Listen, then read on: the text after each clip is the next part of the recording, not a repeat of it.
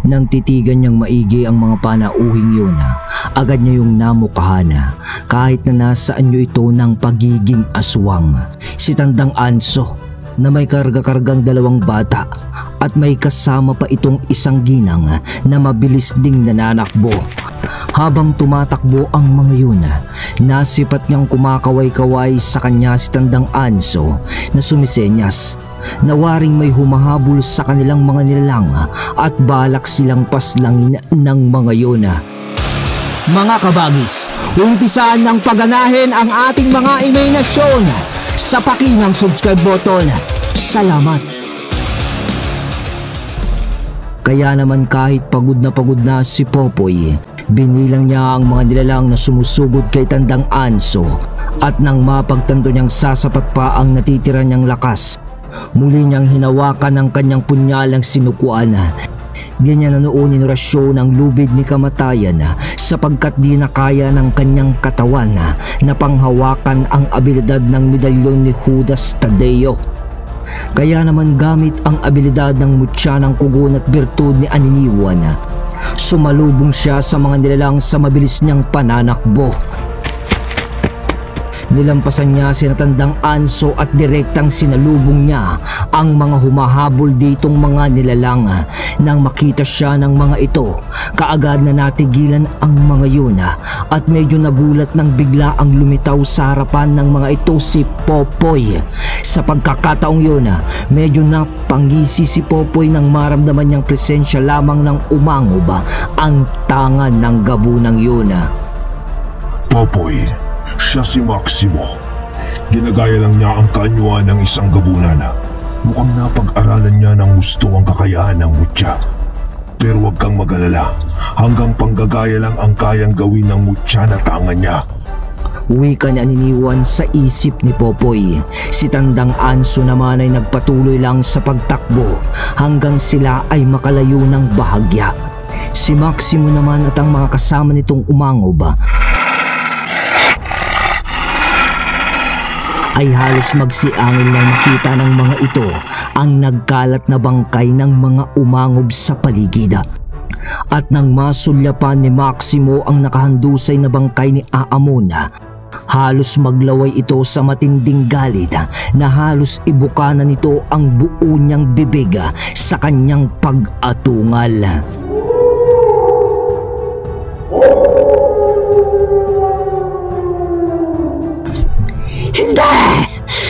Hindi! Antinero, pagbabayaran mo ang pagpaslang mo sa aking kapatid na siya ding aming pinuno! Wika ni Maximo na kapatid pala ni Aamona. Sa pagsambit ni Maximo ng ganun, bumalik ang anyo nito sa pagiging isang umangob na halos kamukha na ni Aamona. At dahil nga umabot na sa sukdulan ang abilidad ng aninong gabunan na hinigop na ng punyal ng sinukuan, medyo taglid sa laban si Popoy sa isip niya sapagkat pagod na ang kanyang katawan. Tapos ay idagdag pa ang sakit ng pinsalang kanyang natamo na unti-unting sumasakit at lalong nagdurugo dahil sa mabilis na sirkulasyon ng kanyang dugo dahil sa pagod. Agad namang nabasa ni Aniniwan ang lahat ng kanyang iniisip, kaya nagwika muli ito ng, Popoy, huwag kang mag-alinlangan. Nakakalimutan mo at ang tangan mo ang mutya ng kuguna at ang aking birtud. Oo nga't napipinsala ang katawan mo ng birtud ko, pero kaya kang pagalingin ng mutya ng kuguna tangan mo. Pero sa pagkakataong ito, di gagana ang abilidad na yun ng mutya ng kuguna sapagkat nasa estado ng pakikidigma ang inilalabas nitong abilidad. Isipin mo lang ang mga bagay na nais mong gawin at kusang susunod ang iyong katawan. Isa yan sa abilidad ng aking birtud, Popoy. Kaya't huwag kang mag-alinlangan na sila ay harapin. Kung ang isang pulutong ng nilalang nga ay nakaya mo, sila pa kayang iilan na lang.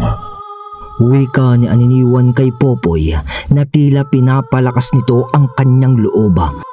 At habang nag-uusap sila ni Aniniwan sa kanyang isipan, marahan naman siyang nilalapitan ng grupo ni Maximo. Ngunit napatingin siya sa kanyang tabi nang may isang umangob ang lumapit sa kanya at nagsabing, "Altingero, ikaw ang dahilan kung bakit ko nailigtas ang aking pamilya. Kaya't sa pagkakataong ito, hayaan mong ibalik ko sa iyo ang pabor. Lalaban ako kasama mo upang wakasan na ng tuluyan ang masasamang uri ng mga umangob na yan." Salita ni Tandang Anso. Dahil doon ay napangisi ng bahagya si Popoy at agad na humanda para sa isa pang pakikipaglaban.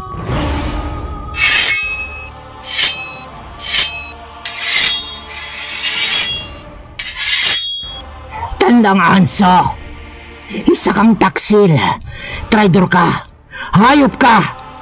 Ipinagkaluno mo ang ating angkan kay kamatayan. Pagbabayaran mo ito! Sigaw na wika ni Maximo nang makita nito si Tandang Anso sa halili ni Popoy. Napakatagal ko nang nanilbihan ng sapilitan sa sinasabi mong angkan, Maximo. May iwas ko lang ang pamilya ko sa kamatayan. Pero ngayon, nagkaroon na ako ng pagkakataon upang baliin ang isang masamang gawain. Kaya nararapat lang na mangyari ito sa inyong angkan. Napansariling kapakanan lang ang iniisip nyo. Pasubang na wika naman Tandang Anso kay Maximo. At sa pag-uusap naman na yun, sumingit ng salita si Popoy. Ngayon demonyo, kung gusto nyo pang mabuhay, magpakalayo-layo na kayo. Yung walang balita na maririnig ako tungkol sa inyo. Pero kung ipipilit nyo ang inyong gusto, ihanda nyo na ang inyong sariling humarap kay kamatayan. Matikas na wika ni Popoy. Huwag mo kaming takutin, Altingero. Kung mamamatay man kami ngayon, ituturing namin itong isang karanganan dahil mamamatay kaming ipinaglalaban ng aming angkan. Yun ay kung magagawa nyo kaming patayin. Sagot naman ni Maximo. Matapos nitong makapagwika, agad itong sumugod sa dalawa na sinundan din naman ng kaagaran ng mga kasama nito. Si Tandang Anso noon ay nag-aangil na inabangan ang mga pag-ataking gagawin ng grupo ni Maximo, habang si Popoy naman ay umabante rin ng pagsugod habang binubulungan ng orasyon ng punyal ng sinukuan. Habang si Popoy naman ay umabante rin ng pagsugod habang binubulungan ng orasyon ang punyal ng sinukuan. Sa paglundag ni Maximo, lumampas ito kay Popoy at pinuntirya si Tandang Anso habang ang mga kasama naman nito ang humarap kay Popoy. Gigil na gigil ang mga itong pinagkakakalmot si Popoy. Subalit na iiwasan lamang yun ni Popoy ng mabilis sa pag-indayog ng katawan ni Popoy. At nang isasaksak na niya ang kanyang punyal sa isang umangob, agad itong nahubaran ng kaanyuan bilang aswang. Dahil doon ay nagkatinginan ang mga kasama nito at waring nagulat sa kakayahan ni Popoy. Maging ang anino ng umangob na yun ay bigla na rin lang nawala. Samantala,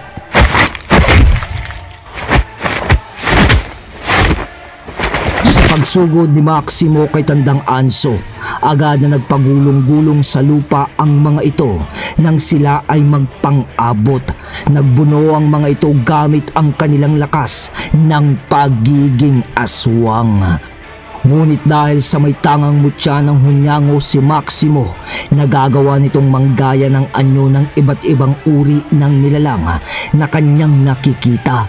At sa kanilang paglalaban, nagawang gayahin ni Maximo ang anyo ng kanyang kapatid na si Aamona na kanya namang ginamit upang lansihin ang matandang umangob.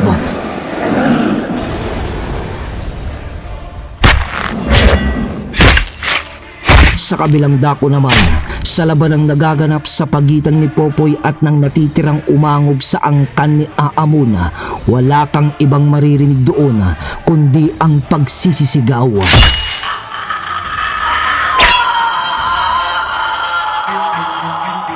Atungal, daing at paglagapak ng katawan ng mga aswang sa lupa.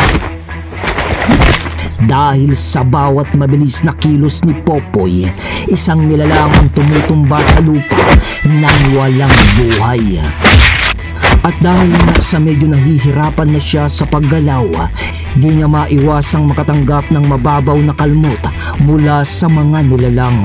Ngunit ganun pa man, di pa rin umubra sa kanya ang mga umangob at sa huling sandali nga ng kanilang paglalaban, nangibabaw pa rin si Popoy na binansagan ng isang umangob bago ito mamatay na antingerong mamamaslang. Nang matapos na ang labanan sa pagitan ni Popoy at ng mga umangob na kasama ni Maximo, bigla niyang naalala ang matandang umangob na si Tandang Anso. Paglingon niya sa dalawang nilalang na naglalaban, nasipat niya si Maximo na nakaibabaw na kay Tandang Anso, habang nakahanda na ang mga kuko nitong itarak sa dibdib ng matandang umangob.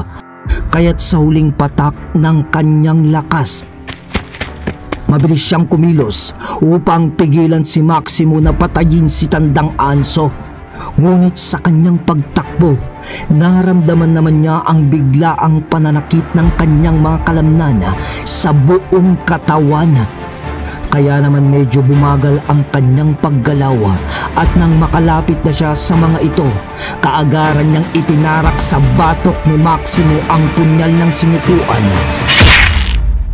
na naging dahilan ng kamatayan nito. Ngunit nanlaki ang mga mata ni Popoy nang makita niya ang pamilya ni Tandang Anso na mabilis na lumapit sa kanila habang lumuluha. At sa paglapit nito kay Tandang Anso at kay Maximo na nakadaga ng patay na katawan kay Tandang Anso, ganun na lamang ang kanyang pagkagulat at halos maupo siya sa lupa habang marahang umaatras nang makita niya ang buong braso ni Maximo na nakabaon sa dibdib ni Tandang Anso.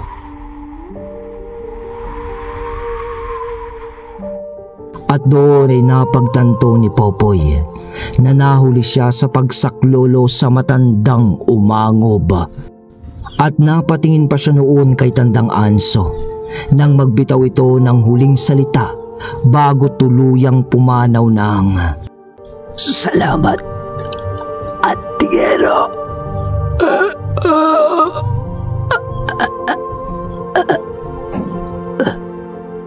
Wika ang Tandang Anso kasabay ng huli nitong paghinga.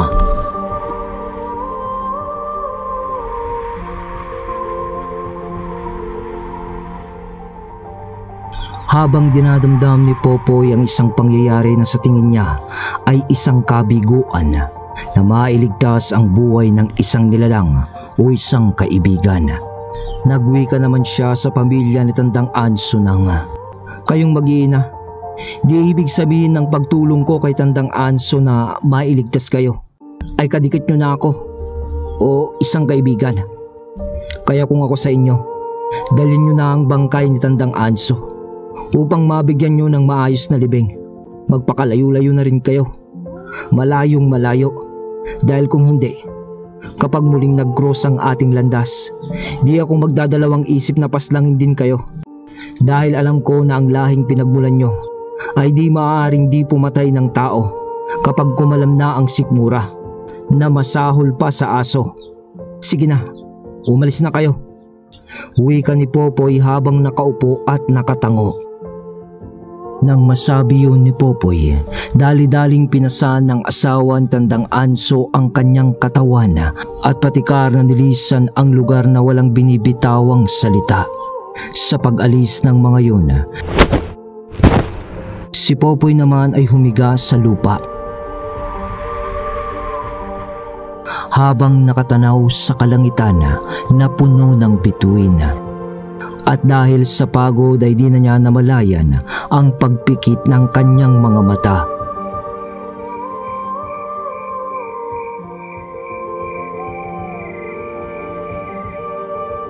Paglipas ng gabing yun, nagising na lang siya kinaumagahan dahil sa ingay ng kalikasan.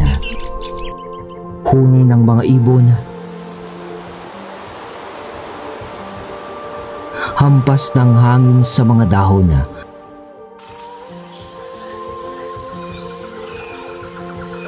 at sa kaluskos ng iba't ibang uri ng hayop sa paligid. Sa kanyang pagbangon, damang-dama niya ang gaan ng kanyang pakiramdam na para bang wala siyang pinagdaan ng laban. At pati na rin ang mga pinsala niya sa katawan ay nawala na rin, maging ang sugat niya sa tagiliran. Kaya naman hinawakan niya ang isa pa niyang kwintas na may mutya ng kugona at nagpasalamat. Salamat. Salamat sa iyo, kaibigan. Wika niya sabay halik sa mutya.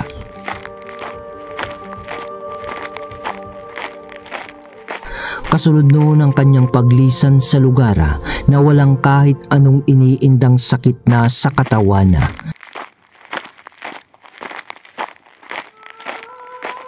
Nang madapo na siya sa kanilang bayan, pinagmasdan niya ang buong paligid. Batid niyang wala ng bahidyo ng kahit anong masamang presensya ng kahit anong nilalang na nagbibigay ng kapahamakan sa bawat ordinaryong mamamayan. Paglabas niya ng bayang yun, nag-umpisa na niyang tahakin ang daan papauwi sa kanyang tinutuluyang tahanan, kina Manong Greg.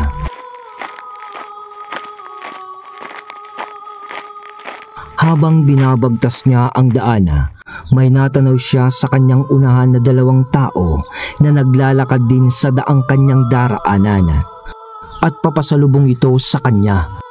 Nang malapit na siya sa mga yun, nakita niyang dalawang matanda ito.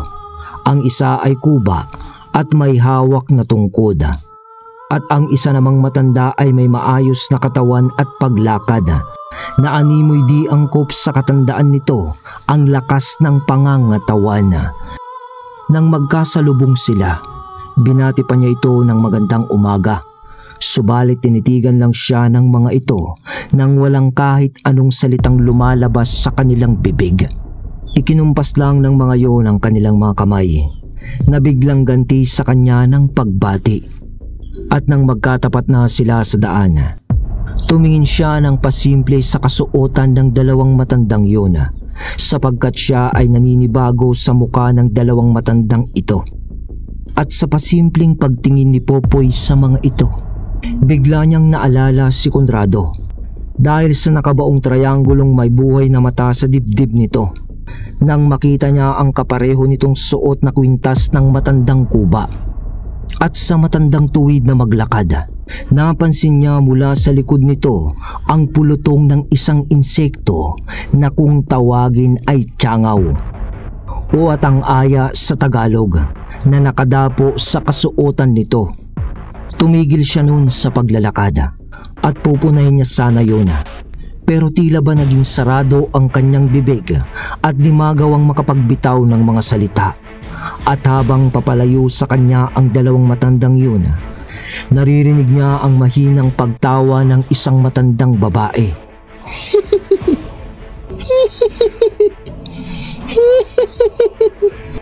At nang uumpisa na niya sanang habulin ang dalawang matanda dahil sa nakita niyang kakaiba sa mga ito, di niya magawang ihakbang ang kanyang mga paa na tila nanigas ang kanyang mga hita at binti. At habang nangyayari yun, narinig niyang nagwiwika si Aniniwan sa kanyang isipan ng, Popoy, tawagin mo ang Aninong Gabunan at ipatawag mo si Ermitanyong Carling. Bilis, dinapuan ka ng isang mataas na uri ng kulam.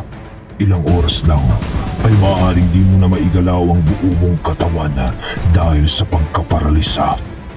Sambit ni Aniniwan sa kanyang isipan.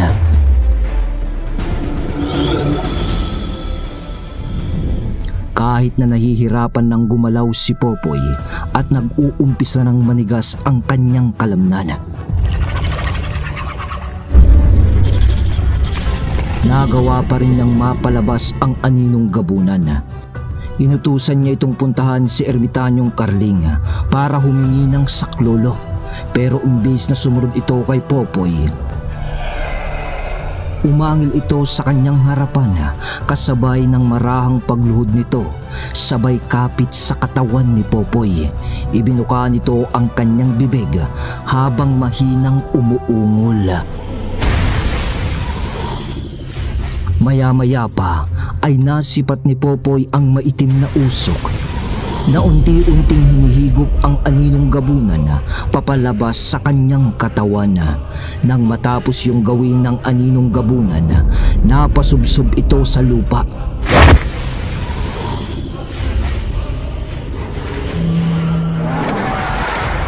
Kasabay ng mga pag-atungal nito na tila ba nasasaktan. Naramdaman din ni Popoy ang paggaan ng kanyang katawan na para bang nawala ang kumapit sa kanyang orasyon na kulama. Popoy, mukhang hinigop ng aninong gabunan ng sumpa. Di ko alam na kaya niyang gawin ang bagay na yan, ang aninong gabunan. Salita ni Aniniwan sa kanyang isipan. Si Popoy naman ay marahang nilapitan ang aninong gabunan na marahan na bumabangon mula sa lupa.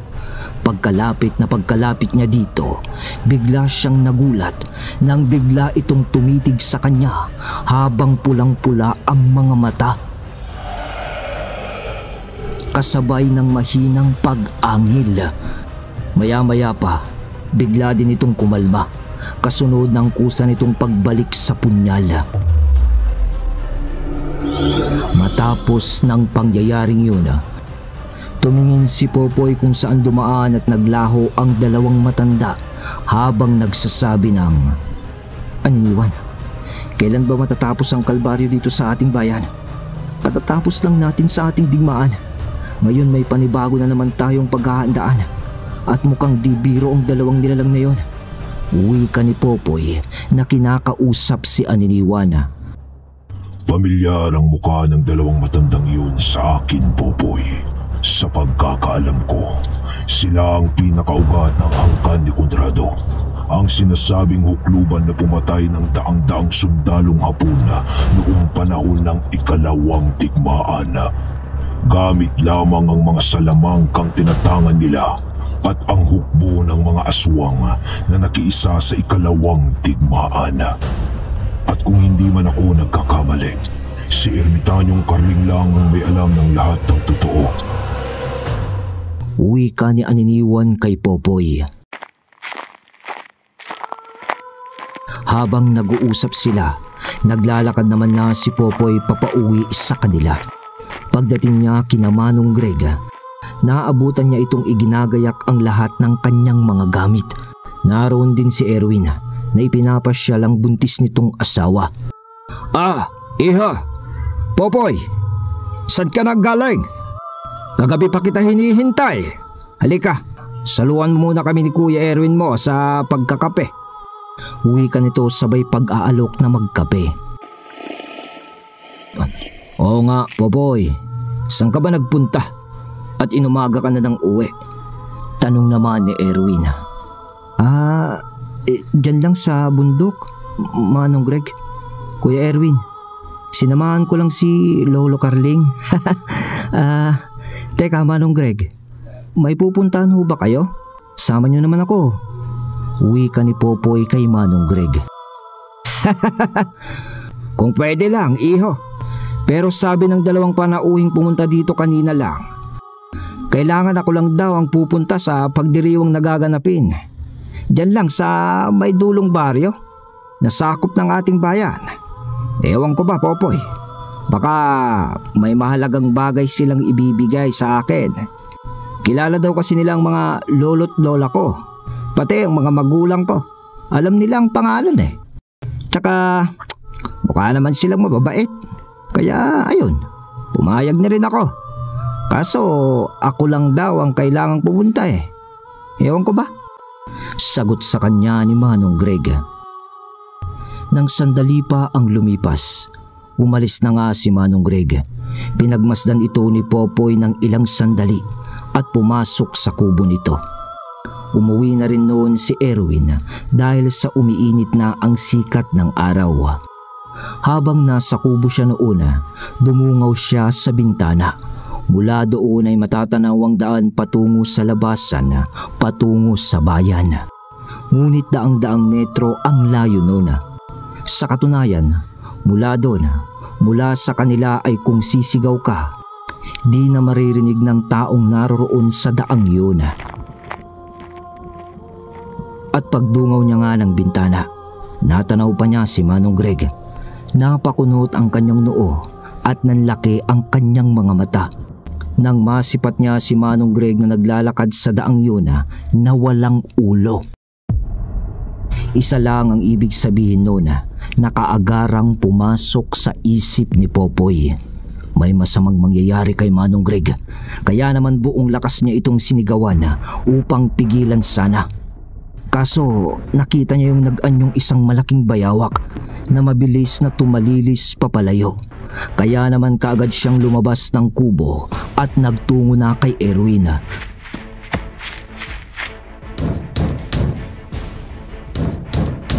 Pagkarating niya doon, agad niyang tinawag si Erwin. "Oh, Popoy, bakit? Kuya Erwin, si Manong Greg. May masamang mangyayari kay Manong Greg." Nagmamadaling wika ni Popoy. "Ha? Masamang biro yan, Popoy," sagot naman ni Erwin. "Di ako nagbibiro, kuya. Nasipat ko si Manong Greg na walang ulo na naglalakad sa daan patungo ng bayan." "Teka lang pala, kuya. Nakita mo ba yung kung anong itsura ng dalawang matandang sinasabi ni Manong Greg?" Wika ni Popoy na may halo ng pag-aalala. "Oo, bakit, Popoy?" "Isang matandang babaeng kuba na may hawak na tungkod at isang matandang lalaki," sagot ni Erwin. Nang marinig yun ni Popoy, halos di siya mapakali sa pag-aalala kay Manong Greg. "Kuya, dito na lang muna kayo. Pupuntahan ko si Lolo. Kailangan naming masundan si Manong Greg. Demonyong dalawang matandang yun," wika ni Popoy. Pagkasabi niya noon, di na niya inintay pang makasagot si Erwin at dali-dali siyang umalis para umakyat ng bundok upang puntahan si Ermitanyong Carling. Nang marating na niya ang tahanan nito, malayo pa lang ay tinatawag na niya ito at pagpasok niya ng bakuran nito, sinalubong na siya ni Ermitanyong Carling. "Ah, Popoy! Iyo! Kumusta? Kumusta ang naging lakad mo? Aba teka, bakit may dalang isang masamang presensya ang punyal na sinukuan?" Agad na wika ni Ermitanyong Carling. "At mukhang pamilyar ang presensyang yan ah," dagdag pa nito. Nang marinig ni Popoy ang mga sinabi nito, inilahad niya lahat ang kanyang nakita, mula nang makasalubong niya ang dalawang matanda hanggang sa pag-alis ni Manong Greg. "Nako iho, masama ito. Tama ka, nasa panganib nga si Gregorio. Dahil ang dalawang matandang sinasabi mo ay ang dalawang huklubang mambabarang at mangkukulam ng sinaunang panahon.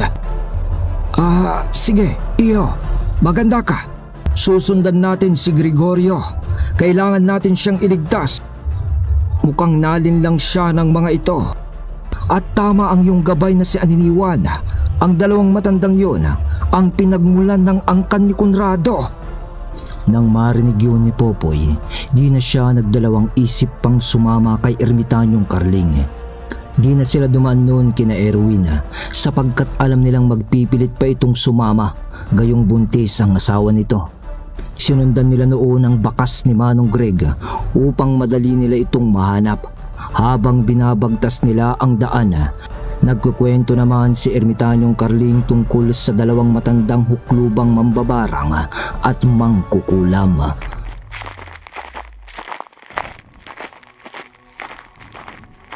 At gaya nga ng sabi sa kanya ni Aniniwan, naging kaisa nila yon sa ikalawang digmaan.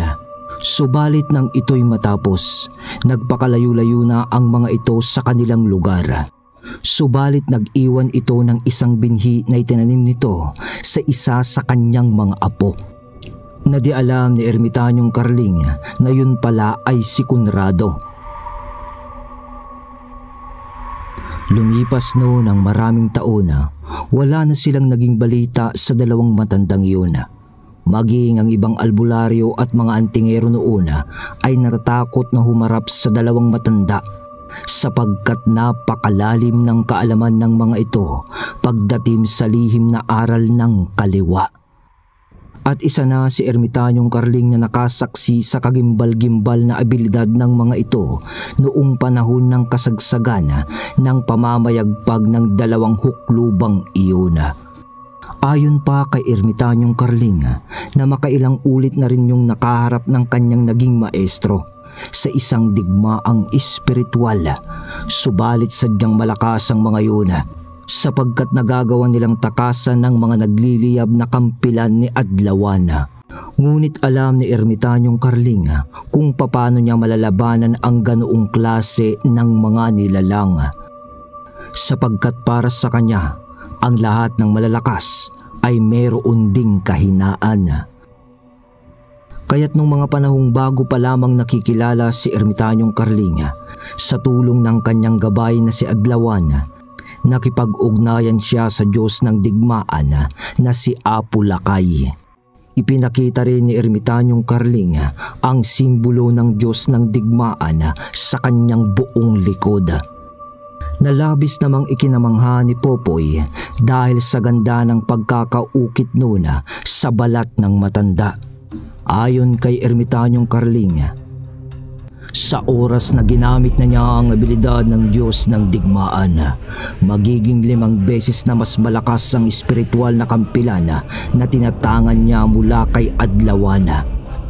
Sapagkat ang kampilan din ni Apo Lakay ang may mabisang abilidad na pumaslang na matataas na uri ng nilalang, lalo na sa kaliwa. Nabanggit din sa kanya ni Ermitanyong Carling na ginamit na niya ito upang paslangin si Conrado. Habang sila ay nag-uusap, nadapos sila sa kabayanan. Dagmasid sila sa buong paligid upang hanapin ang bakas na dinaanan ni Manong Greg. At natagpuan nila yon sa parting walang masyadong kabahayan at medyo mapuno na lugar.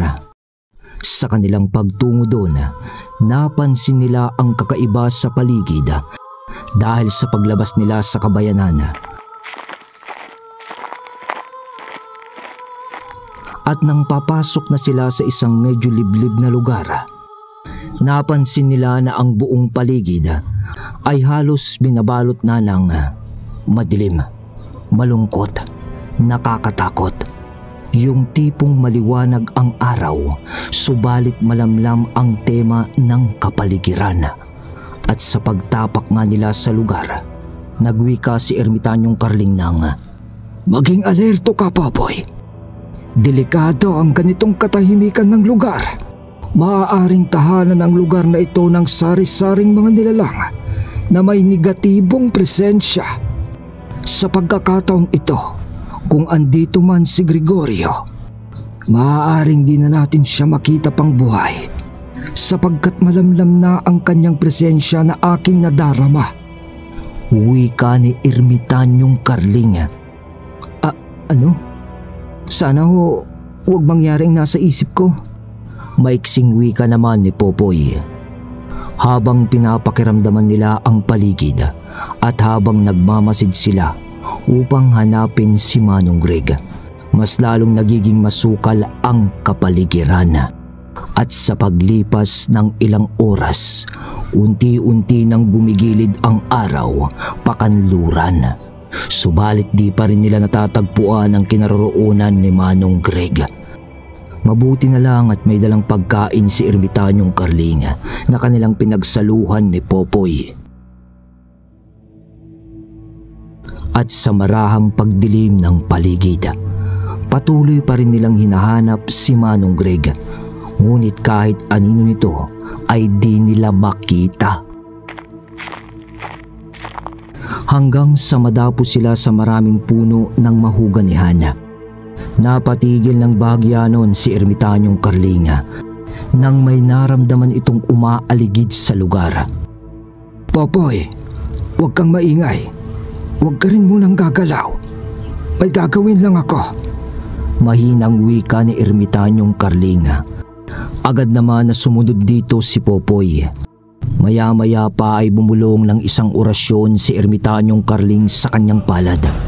At matapos niya yung gawin, ikinumpas niya ang kanyang kamay papaikot sa paligid. Maya-maya pa ay nakarinig sila ng pagsigaw.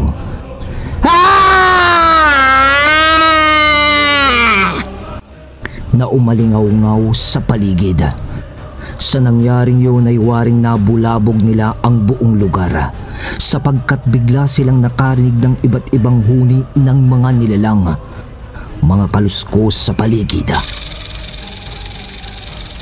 at mga pag-angil na tila ba malapit lang sa kanila.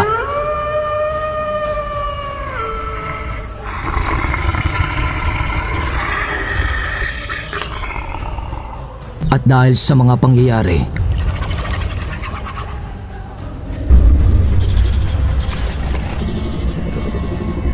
kusang lumabas ang aninong gabunan sa punyal ng sinukuan. Umagil din ito habang nakamasid sa buong paligid. Popoy, maganda ka. Mukhang napaligiran nila tayo ng di natin namamalayan. Uwi ka ni Ermitanyong Carling. At dahil sa kasama ni Ermitanyong Carling si Popoy, ay di niya magawang magbitaw ng orasyong pangwasak sa mga masasamang nilalang, dahil kapag ginawa niya yun, mamamatay ang aninong gabunan. At pag nawala ang aninong gabunan, maaari ding mamatay si aniniwan dahil sa kawalan ng anino. Maya-maya pa, nakakita sila ng mga mapupulang mata ng mga nilalang na nakapaikot na sa kanila. Kaya naman ay bumulong ng orasyon si Ermitanyong Carling upang selyuhan ang abilidad ni Popoy at sinabing, Iho, dyan ka lang muna. Ako muna ang bahala sa pagkakataong ito. Dahil kapag ginamit mo ang abilidad mo habang malapit ka sa akin, maaaring masunog ang iba sa mga tangan mo. Uwi ka ni Ermitanyong Carling. Sige lolo. Sagot ni Popoy na medyo nagulat sa sinabi ng Ermitanyo.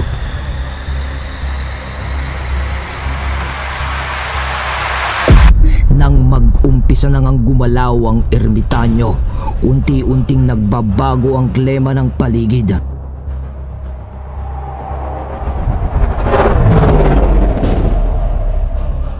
Unti-unti itong umiinit, subalit malamig ito sa pandama ni Popoy.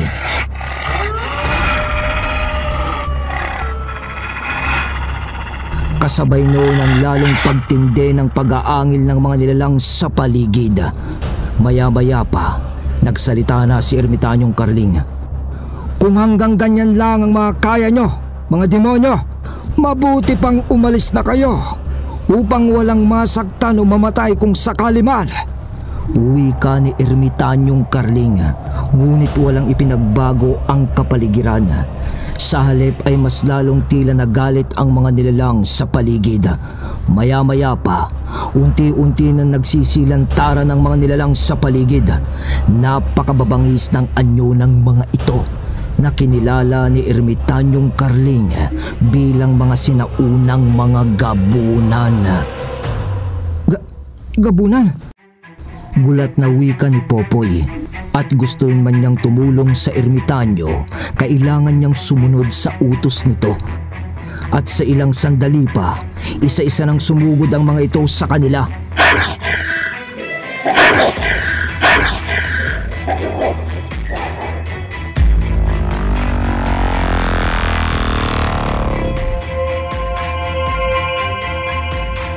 Dahil sa pagsugod ng mga nilalang, muli namang nakita ni Popoy ang mandirigmang si Adlawan. Sa katauhan ni Ermitanyong Carling, pati na rin ang mga espiritual nitong mga kampilan.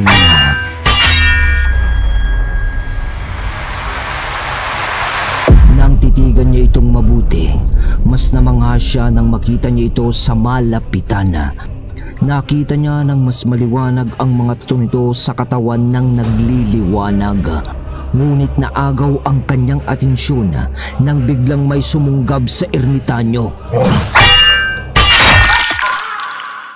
At sa pagwasiwas ni Ermitanyong Carling ng kanyang kampilana habang walang alisan sa pwesto, tinamaan nito ang isang sinaunang gabunan na sumunggab dito.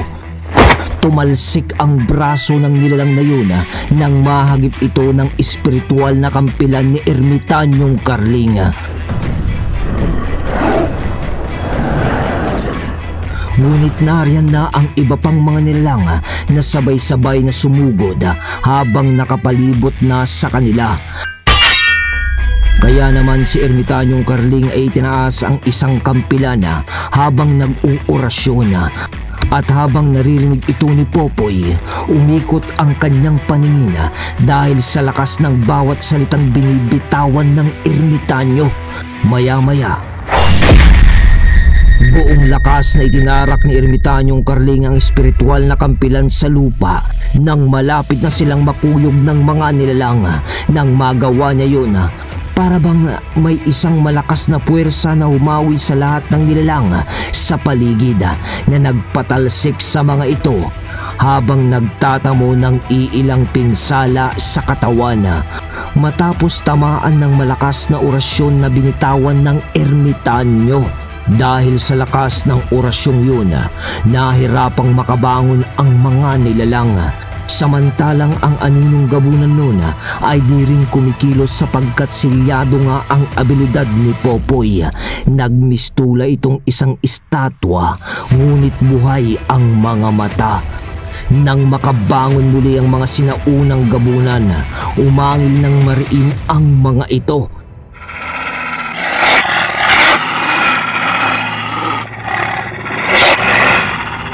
Tapos ay may isang tinig na nangibabaw sa paligid habang nagsasabi ng, "Magpakilala ka. Magpakilala ka, antingero! Sino ka? Isa lang ang kilala kong may tangan ng ganyang abilidad.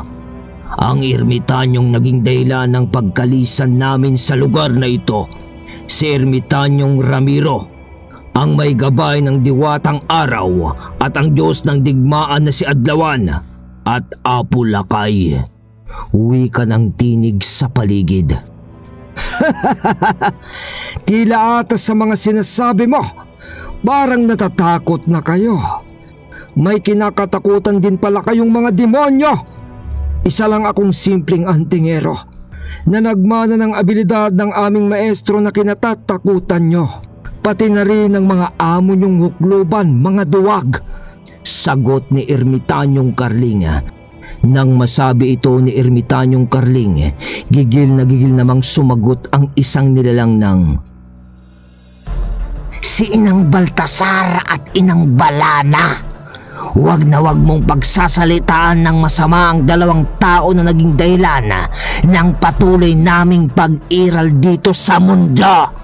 Medyo pasigaw na wika ng isang nilalang. Ganun ba? Siguro ay oras na para kayo ay mamahinga, kasama ang inyong kinikilalang mga Panginoon. Sagot naman ng ermitanyo.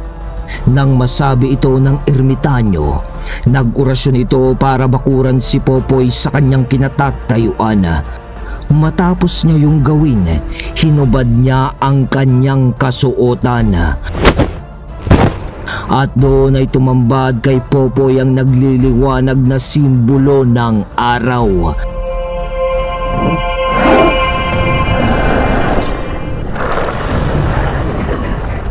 Kasabay noon ang muling pagsugod ng mga sinaunang gabunan.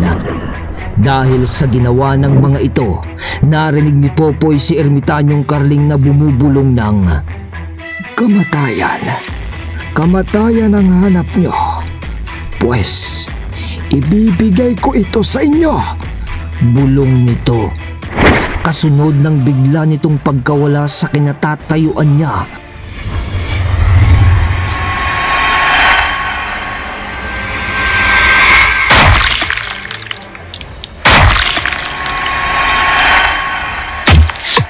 At doon ay nakita ni Popoy ang mapulang liwanag na gumuguhit sa paligid. At sa bawat nilalang na tinatamaan ng kampilan ng ermitanyong Carling, nakikita doon ni Popoy ang matikas at ang matipunong mandirigma na si Adlawan na walang kahirap-hirap na tinatagpas ang bawat ulo at katawan ng mga nilalang. Manghang-mangha nun si Popoy sa abilidad ng kanyang lolo Carling dahil sa ang mga nilalang na malalakas. Para sa kanya ay nagmistulang mga mahihinang nilalang para kay ermitanyong Carling. At kahit na hindi tinatamaan ng kampilan ang mga nilalang na yun, basta tinangka ng mga itong atakihin si ermitanyong Carling, kusa na lamang nasusunog ang mga ito.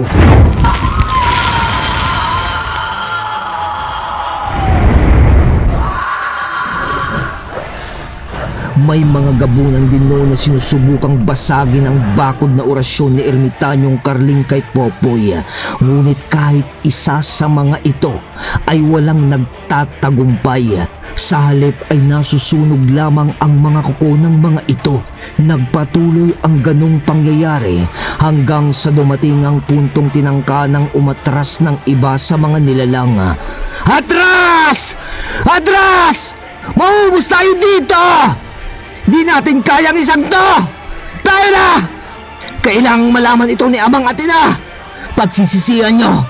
Pagsisisihan nyo mga antingero ang pagpasok dito sa aming teritoryo!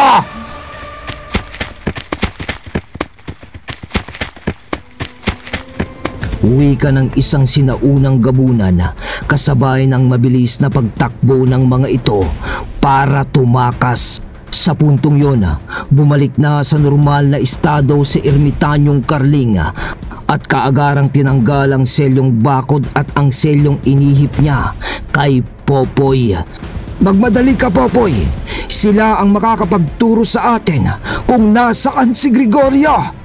Wika ni ermitanyong Carling.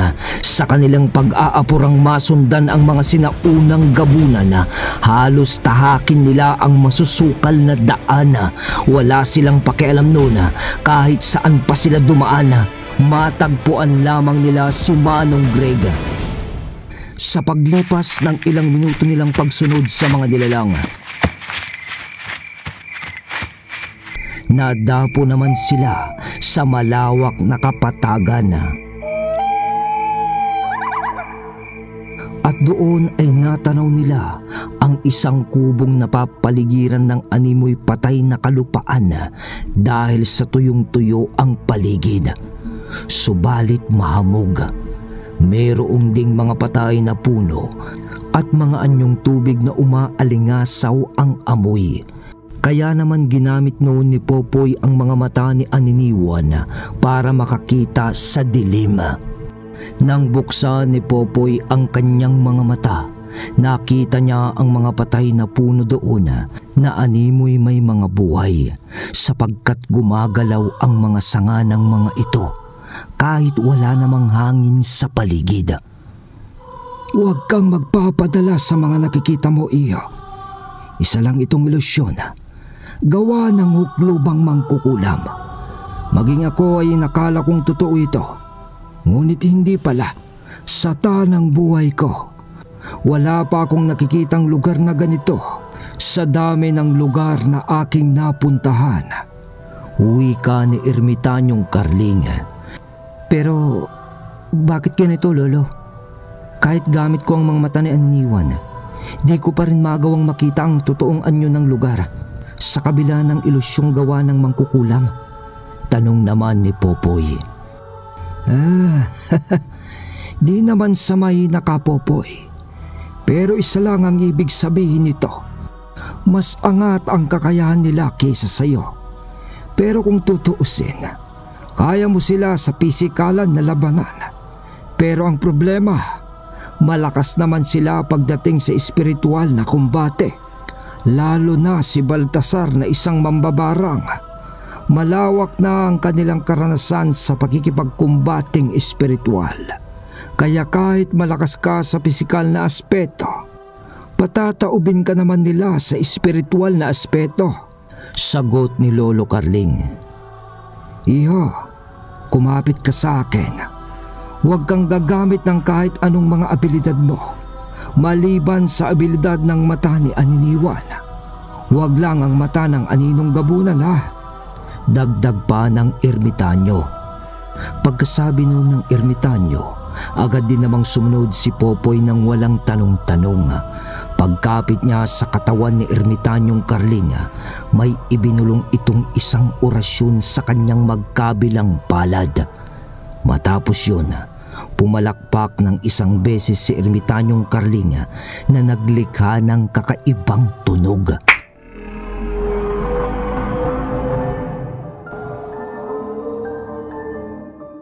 Nang gawin ito ng matanda, unti-unting nabura ang ilusyon sa buong lugar, hanggang sa tumambad sa mga mata ni Popoy ang totoong anyo ng lugar. Isa pala itong malawak na kugunan na may pailang-ilang puno ng siniguelas at nara. Talaga namang kakaiba ang mga abilidad na tangan ni ermitanyong Carling para kay Popoy. Dahil sa pakiramdam niya sa orasyon pa lang ay walang panama ang mga tangan niya. Pero kahit ganun pa man, ipinagpaliban niya muna ang paghanga sa matanda at isinaisip ang kailangan nila sa lugar, si Manong Greg. Kailangan nilang mailigtas ng buhay si Manong Greg. Popoy, iya, kung gusto mo akong tulungan, lumayo ka ng bagya sa akin upang magamit mong lahat ang tangan mo. Mag-iingat ka lang sapagkat malalakas ang mga sinaunang gabunan. Bulong na wika ni ermitanyong Carling. Kayo din ho, mag-iingat din ho kayo, sagot naman ni Popoy. Nang magkalayo na nga sila ni ermitanyong Carling, tinanaw nila ang bawat isa habang marahan na nagmamasid sa paligid. Kasama ang Aninong Gabunan, ginagalugad ni Popoy ang bawat sulok ng lugar gamit ang matatalas nilang paningin. Habang patagal ng patagal ang kanilang paghahanap kay Manong Greg, halos mawalan na ng pag-asa si Popoy. Bahagya nang pumapatak ang mga luha niya noon habang iniisip niya kung papanong di man lang nila makita si Manong Greg, o kung makita man nila, wala na itong buhay. Ayaw ni Popoy na mawalan pa ulit ito ng itinuturing niyang mahal sa buhay. Ngunit biglang nagbago ang kanyang damdamin nang biglang sumagi sa kanyang paningin ang mabibilis na pagkilos ng kung anong nilalang. Halos magpalingalinga siya noon habang hinahagilap kung anong mga nilalang ang mga ito. Ngunit siya'y biglang napabunot ng mga punyal nang may biglang nagpakita sa kanyang harapan na isang gabunan habang nagsasabi ng, Napakalakas ng loob mong humiwalay kay ermitanyong Carling. Di mo ba alam na kayang-kaya ka naming tirisin nang walang kahirap-hirap? Uwi ka ng nilalang. Ganun ba? Bakit di natin subukan? Mga demonyo kayo! Ilabas niyo si Manong Greg! Dahil kung hindi, ako mismo ang uubos sa inyong lahat. Sagot ni Popoy na tila ba sumabog ang galit nito. Huwag mo kaming takutin. Isa ka lang pipitsuging antigero. Sagot ng gabunan. Kasabay ng pagpapakita din ng mga kasama nito kay Popoy na nakakubli lang sa matataas na kuguna. Dahil sa pangyayari, lumapit na kay Popoy ang Aninong Gabunan na may namumula at nanlilisik na mga mata habang umaangil ng bahagya. Maya-maya pa, Walang pakundangan na nilapitan ni Popoy ang isang gabunan habang tumatawa-tawa pa yun. Bakit di mo pa umpisang magdasal, bata? Wika nito habang pinagkikiskisan ang mahahaba nitong kuko. At nang iilang hakbang na lang ang kanilang pagitan mabilis siyang sinunggaba ng sinaunang gabunan. Subalit ang aninong gabunan ang sumalo dito sa pamamagitan din ng pagsunggaba. Halos magtaka ang nilalang dahil sa nagagawa siyang hawakan ng aninong gabunan. Ngunit kahit dampiman lang dito ay di niya magawa. Sa pagbagsak ng dalawa sa lupa, kumilos na rin ang mga kasama ng sinaunang gabunan. Nagsisugod ito kay Popoy matapos nilang makita ang kaganapan.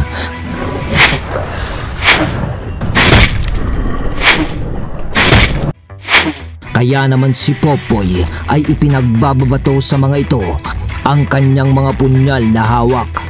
At ang natira lang noon ay ang punyal ng sinukuan. At pagkatapos ay inusal na niya ang lubid ni kamatayan.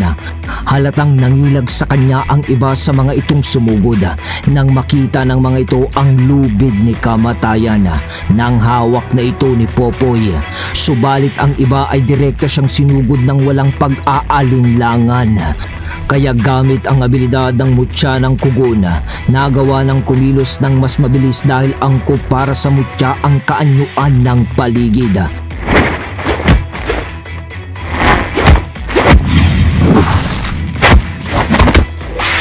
Nagagawa niya ring gumante ng pag-atake.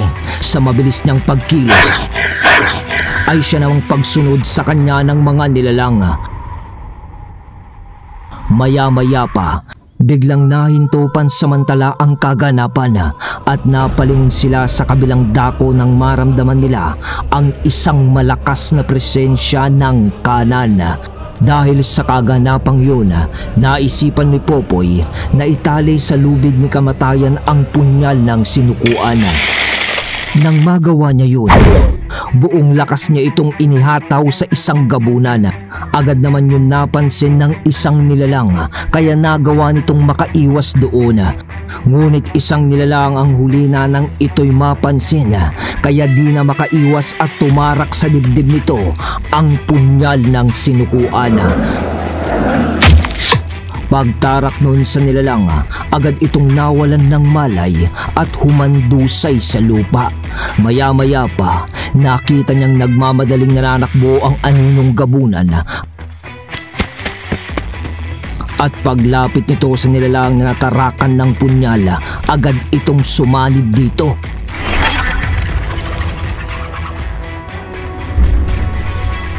Nang magawa ito ng aninong gabunan, napangisi na lang si Popoy. Umatungal ng malakas noon ang aninong gabunan gamit ang katawan ng sinaunang gabunan. Si Popoy naman ay bumaba na sa lupa sapagkat alam niyang may makakasangga na siya sa tunay na labanang pisikal.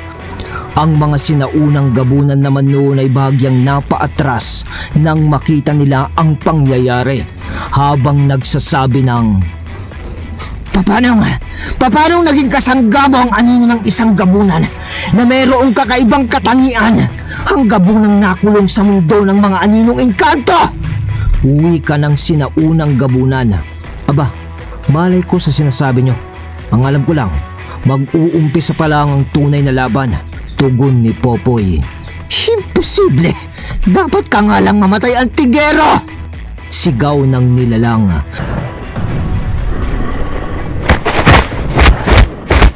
Kasunod ng pagsugod ng mga ito kay Popoy ng may kakaibang estratehiya. Nagpapalit-palitan ang mga ito ng pwesto ng bilis habang sumusugod sa dalawa. Ngunit biglang muling nahinto ang mga kaganapan nang maramdaman na naman nila ang isang malakas na presensya ng kanan mula sa ibang dako ng lugar. Alam ni Popoy na si Ermitanyong Carling yun. Kaya naman di na muna niya yun pinansina at sinugod nila ng aninong gabunan ang mga nilalang na nooy bukas ang mga depensa. Ngunit di pa man sila nakakalapit sa mga ito, agad na silang napansin ng mga ito. Kaya nang magpanglapat ang magkabilang panig,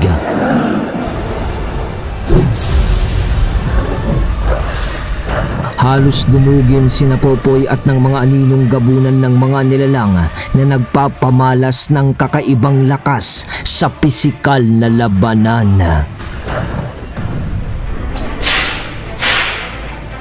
Kahit nakaliwat kanan na ang paghataw ni Popoy ng lubid ni kamatayan, para bang di man lang naaapektuhan ang mga sinaunang gabunan sa mga pinsalang natatanggap ng mga ito.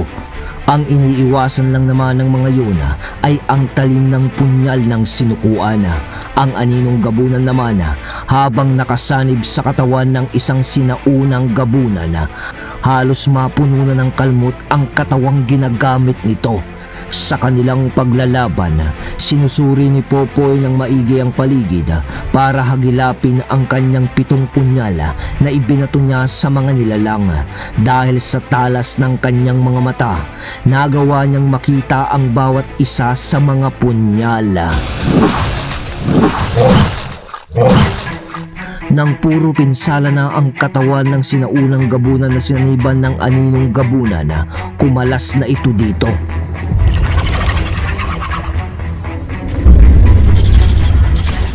Sapagkat magiging dahilan yun upang umiksi ang oras ng orasyon na pumapagitan sa aninong gabunan at ng punyal ng sinukuan. At dahil nasa estado ng muli ng pagiging anino ang aninong gabunan, sinugod ito ni Popoy upang kunin ang mga punyal sa paligid. At dahil nga nasa estado na itong muli ng pagiging anino, na di kayang bigyan ng pinsala ng mga nilalang, binalingan ng lahat ng nilalang si Popoy.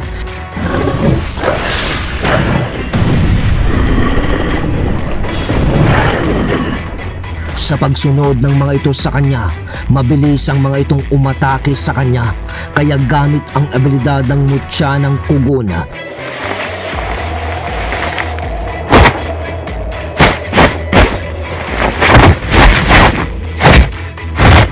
gumalaw siya ng animoy sumasayaw sa hangin habang iwinawasiwas ang lubid ni kamatayan papaikot sa kanya. Bagaman matitigas ang kalaban ni Popoy ng mga oras na yun, nararamdaman naman niyang umiepekto kahit papano ang lubid ni kamatayan sa mga ito.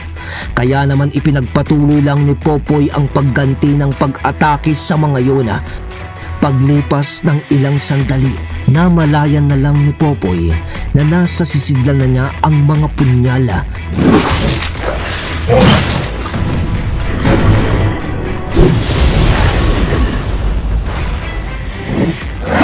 Nakita niya rin nakikipagbakbakan na rin ang aninong gabunan na makakuha lang muli ng katawang masasaniban nito. Sa halos kalahating oras nilang paglalaban, pailan-ilan lang ang napapabagsak ni Popoy, samantalang siya ay nagtatamo na rin ng mga kalmot sa katawan dahil sa bilang ng kanyang kalaban. Nang magkaroon ng tiyempo si Popoy, isang nilalang ang nagawa niyang maigapos ang leeg gamit ang lubid ni kamatayan na habang nakatali dito ang punyal ng sinukuan. Nang magawa niya yun, pansamantalang nahinto ang mga nilalang sa pag-atake. Kaya nakagawa ng espasyo si Popoy para bahagyang makalayo sa mga sinaunang gabunan habang hila-hila ang lubid ni kamatayan kung saan nakagapos ang isang nilalang. Nagpupumiglas at nagpipipilwag ito, ngunit di nito magawang makawala sa pagkagapos. At nang mailayo na ni Popoy ang nilalang na yun, agarang sumunod sa kanya ang aninong gabunan. Maya-maya pa, kisap matang hinawakan ni Popoy ang punyal ng sinukuan na nasa dulo ng lubid ni kamatayan at halos isagad na niya ang talim nito. nang kanya itong itarak sa dibdib ng sinaunang gabunan. At habang may ulirat pa ito, walang pag-aalinlangan na sumanib dito ang aninong gabunan.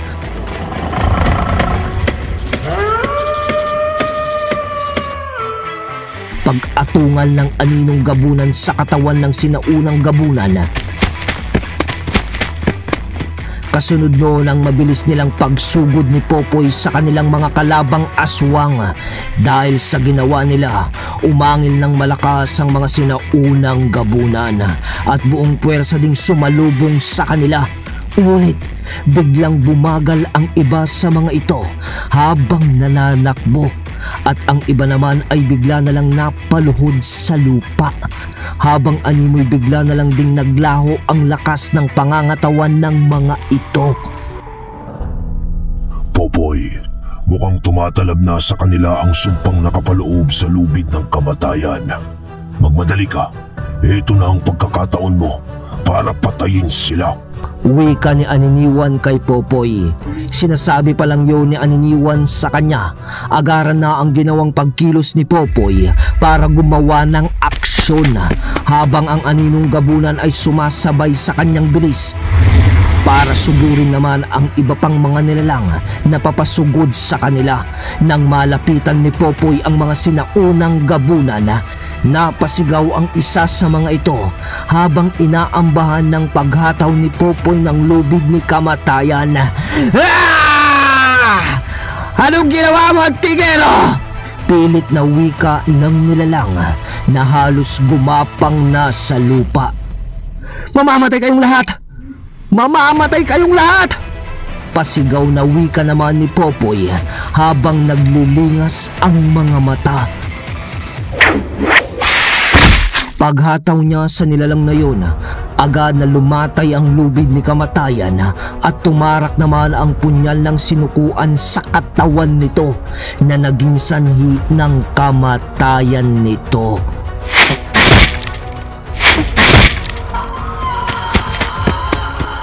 Sa bawat nilalang na kanyang napapatay, mabilis siyang kumikilos upang paslangin ang iba pa sa mga ito na bahagya pa rin nakakakilos, habang ang aninong gabunan ay walang patid sa pakikipagbalyahan sa mga nilalang.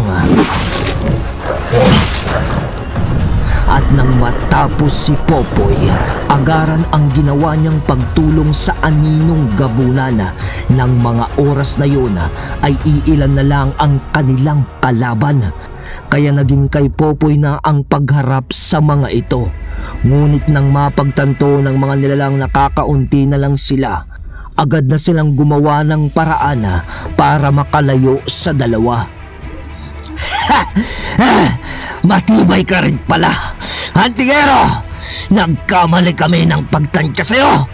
Uwi ka ng isang nilalang. Ilang beses ko nang narinig yan sa lahat ng nakakainkwentro ko. Lagi nila akong minamaliit. Pero alam nyo ba kung asan sila ngayon? Nasa piling na sila ng dagat-dagatang apoy. Sagot ni Popoy. Tama nga sina ama at ina. Wala nang masihigit pang mapanganib sa pangmamaliit mo ng iyong kaaway. Pero bueno, hihintayin na lang namin kayo sa dulo ng lugar na ito. Doon nyo matatagpuan ang inyong hinahanap.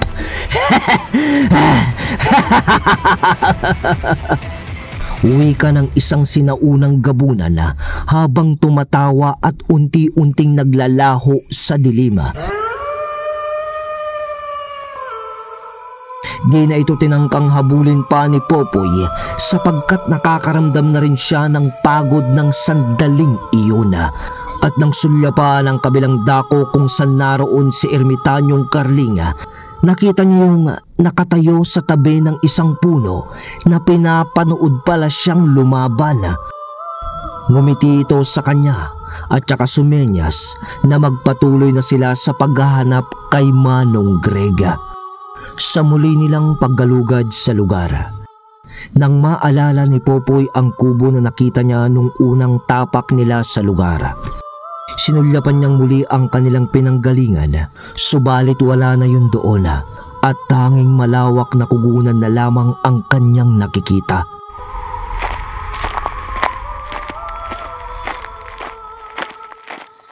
Sa ilang oras nilang paglalakad, nakarating sila sa isang mapunong lugar na nakapalibot sa isang mahawang na lugar at sa gitna nun ay ang isang lumang bahay na gawa sa purong kahoy at kugon ang bubong. Mula doon ay nakatanaw si Popoy ng mga liwanag mula sa pulutong ng mga kandila. At sa may bandang gilid ng bahay na yun, nakakita siya doon ng isang maiksi na poste kung saan may naaaninag siyang isang hugis taong nakatali doon habang nakalupagi sa lupa. At nang aninagin niya yun ng maigi, nalaki ang kanyang mga mata at napasambit ng Manong Greg? Sambit ni Popoy na tila ba nagulat sa kanyang nakita. Hahakbang na sana siya nang pigilan naman siya ni Aniniwan dahil sa temperatura ng paligid. Popoy, huminahon ka. Malapit lang sa atin si Ermitanyong Carling. Konting mali mo lang, sa dumi ng kanyang presensya, maaaring masunog ang aninong gabunan. Pati na rin yung medalyon.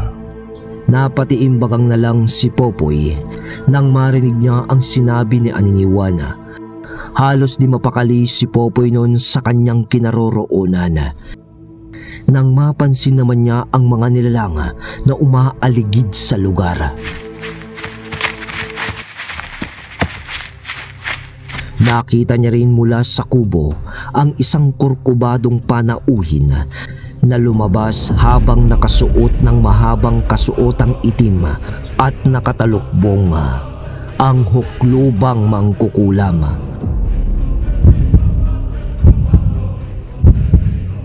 Sa kanyang pagtitig dito, biglang bumilis ang tibok ng puso ni Popoy nang bigla na lang tumitig sa kanyang kinaroroonan ang matanda. At nakita niya mula sa madilim nitong kasuotan ang mga mamula-mula nitong mga mata. Di niya magawang makagalaw ng sandaling yun na para bang tinamaan siya ng isang malakas na tigalpo. Naramdaman din niya ang biglaang pagkahilo na pilit naman niyang pinaglabanan. Popoy, nakita na nila tayo. Mag-iingat ka sa mangkukulam na yan. Ramdam ko rin ang bigat at kakaibang presensyang ipinapamalas niya. Wika ni Aniniwan na tila ba nababahala din sa kanilang sitwasyon. Maya-maya pa ay nakita na ni Popoy ang lahat ng nilalang na nakabantay sa paligid ng kubo, na nakatitig lahat sa kanyang kinaroroonan.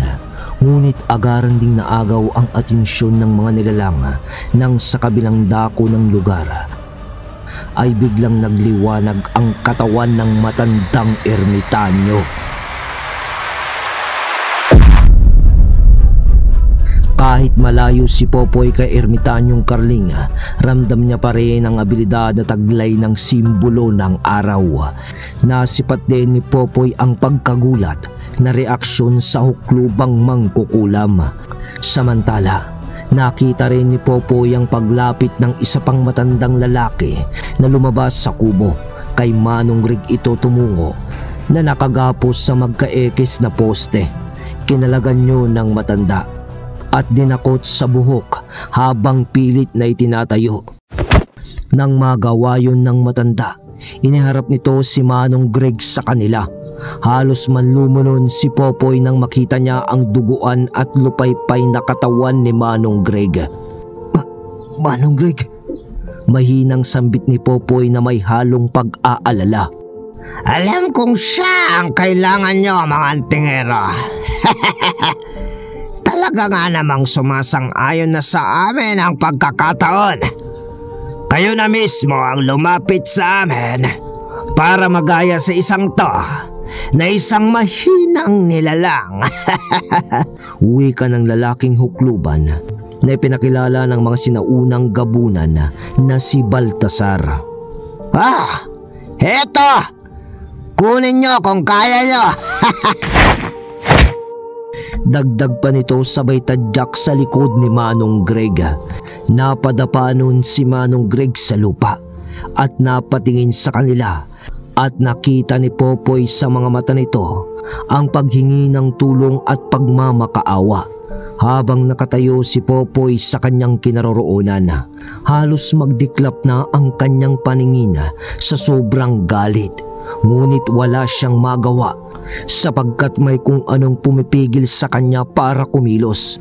Kung tutuusin ay kaya ng panlabanan ng Tigalpo na pinawalan sa kanya ng mangkukulam dahil sa abilidad ng mutya ng kugon. Subalit kapag tatangkain niya na kumilos, naaalala niya ang babalas sa kanya ni Ermitanyong Carling. Hinihintay niyang mauna ang Ermitanyo bago siya kumilos. Ngunit nagulat siya nang may biglang kumalabog malapit sa kanya. At paglingon niya doon, isang nilalang ang binubuno ng aninong gabunan. Meron na palang aatake sana sa kanya nang di niya namamalayan. Mabuti na lamang at kasama pa rin niya ang aninong gabunan. Dahil sa pangyayaring yun, bigla na lang nasipat ni Popoy ang isang kampilan na naglalagablab na ibinato rin ni Ermitanyong Carling.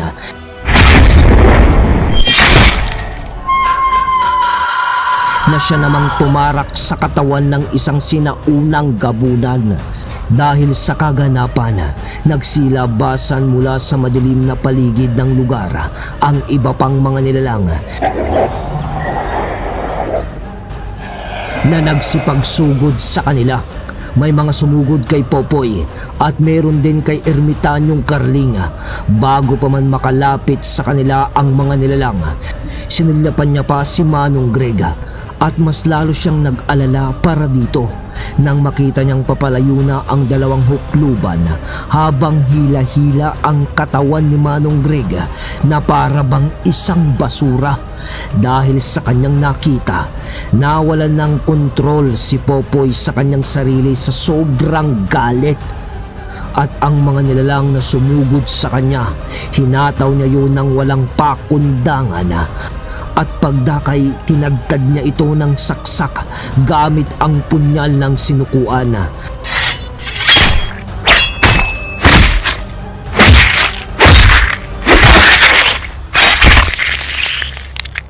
Sa pagwawala ni Popoy sa lugar, ay siya din namang pagwawala ng aninong gabunan. Bawat mapatay nitong makaharap na nilalang ay pinapas lang nito sa pamamagitan lamang ng paghigop ng mga anino.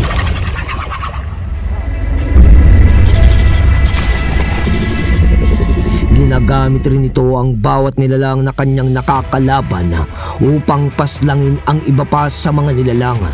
Samantala, sa kabilang dako, ang mga sinaunang gabunan na sumugod sa Ermitanyo ay lumuluhod na sa lupa bago pa man makalapit sa matanda dahil sa nakakasunog nitong presensya para sa mga nilalang ng kaliwa.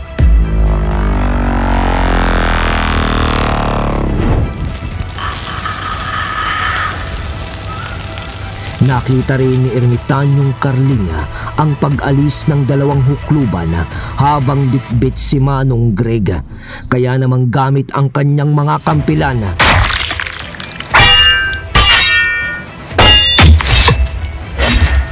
pinagtatabas niya na para lamang mga damo ang mga sinaunang gabunan na lumuhod sa kanyang presensya pa lamang. Sinulyapan pa nito si Popoy bago niya sundan ang dalawang matanda upang bawiin si Manong Greg.